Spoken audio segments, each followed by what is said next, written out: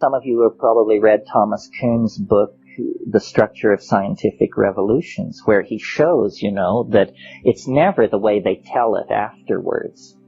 The aftertelling is always about the primary insight, the careful experiment, the gathering of data, the correlation. Actually, it doesn't work like that at all. It's entirely psychic, piecemeal, ruled by synchronicity. Science has great pretensions about itself. It basically regards itself as a meta-theory.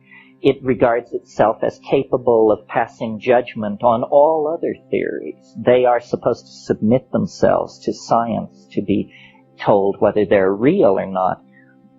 Yeah, like a religion. Well, modern science was founded by René Descartes in the early 17th century. What were the circumstances under which Descartes founded modern science? René Descartes was a 19-year-old ne'er-do-well, and he decided that he would go wenching and soldiering across Europe, which was a thing that young men of certain class did at that time. And so he joined a Habsburg army that was laying siege to Prague in the summer of 1619, and after they had taken care of the problem there in Prague, this Habsburg army began to retreat across southern Germany. The 17th of August, 1619, this army made camp near the little town of Ulm in southern Germany, which, synchronicity freaks, pay attention, Ulm will later be the birthplace of Albert Einstein. Worth noting. But that night, Descartes, in the barracks, had a dream. And an angel appeared to him, and the angel said, "The conquest of nature is to be achieved through number and measurement." And he was thunderstruck. He took that angelic revelation and turned it into modern science. Modern science was founded by an angel.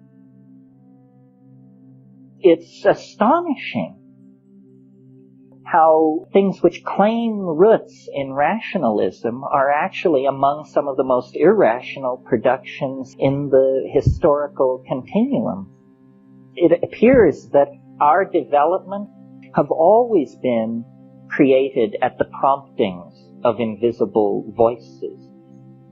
Socrates, who is at the very center of what's called thinking by Western civilization, Socrates had a demon, D-E-A-M-O-N.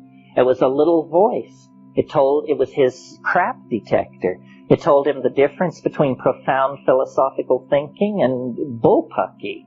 So, the edifice of Western thinking built on Platonism owes its debt to an invisible agency speaking from hyperspace. So does modern science a la Descartes. How much more of this? We don't care if artists talk to angels, because our definition of them is that they're screwballs. To believe that an enterprise like modern science has to trace its way back to the same ecstatic roots is, I think, very suggestive that the world is stranger than we can suppose, and that we need to open these channels of communication to these invisible worlds. Probably the next great paradigm shift will be enunciated by a mushroom, an angel, an elf, an alien, what have you.